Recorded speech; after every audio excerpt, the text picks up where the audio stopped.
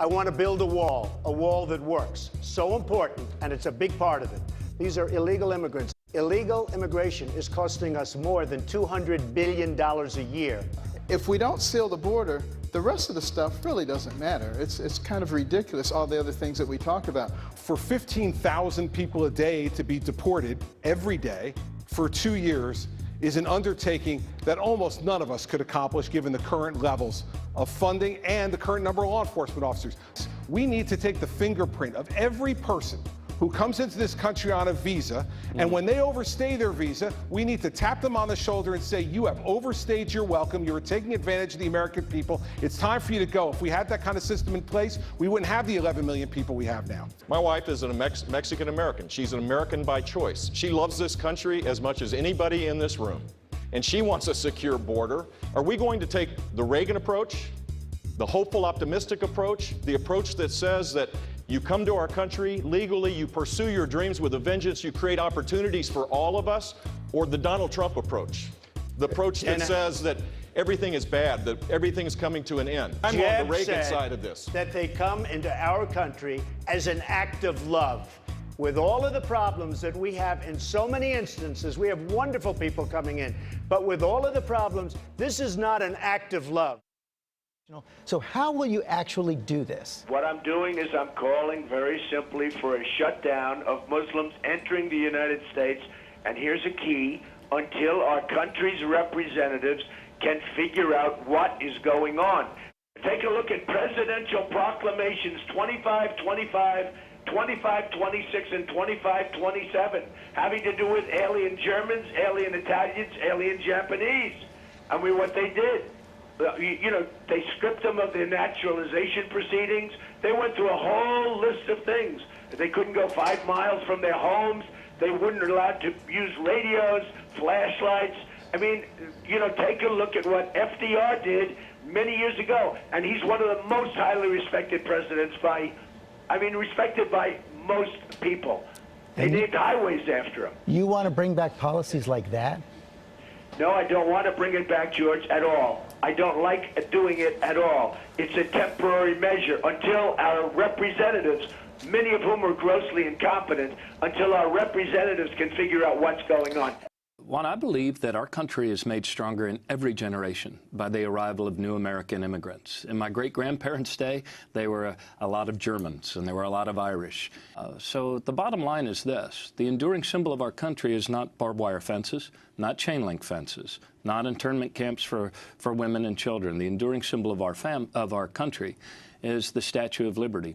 And we do best as a nation, and we are most credible in the exercise of our foreign policy when we act in accordance with our deepest principles. And one of those principles, especially in the context that we're seeing the suffering in Syria and the refugee families fleeing with their children, I am the only candidate in this race in either party that has said that we should accept 65,000 refugees from Syria and step up and do our part in this crisis. We have always welcomed immigrants and refugees. And now, you know, with this new refugee crisis, of course we have to have a lot of vigilance and we have to vet people. But we can't act as though we're shutting the doors to people in need without undermining who we are as Americans. We are a big-hearted country, and we should never forget that, and we shouldn't let anybody on the public stage say that we are mean-spirited, that we are going to build walls mentally and physically, that we're going to shut doors, and we're going to lose the talents and the contributions of millions of people who are here doing the best they can, building lives for themselves and their children. I want to put an end to families being torn apart or hardworking, law-abiding parents having to prepare their kids for the day that mom or dad might be taken away. That's why I still passionately support comprehensive immigration reform legislation with a path to full and equal citizenship. I will work to expand fee waivers so more people seeking naturalization can get a break on the costs. I will increase access to language programs to help people boost their English proficiency. I will enhance outreach and education so more people know their options and are engaged in the process. But what I said, after we seal the borders, after we turn off the spigot that dispenses all the goodies, so we don't have people coming in here, including employment, that people who had a pristine record, we should consider allowing them to become guest workers primarily in the agricultural sphere, because that's the place where Americans don't seem to want to work. That's what I said.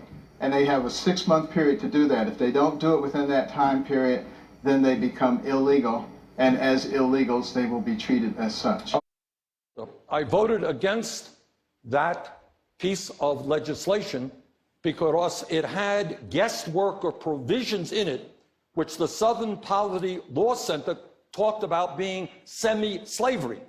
Guest workers are coming in, they're working under terrible conditions, but if they stand up for their rights, they're thrown out of the country.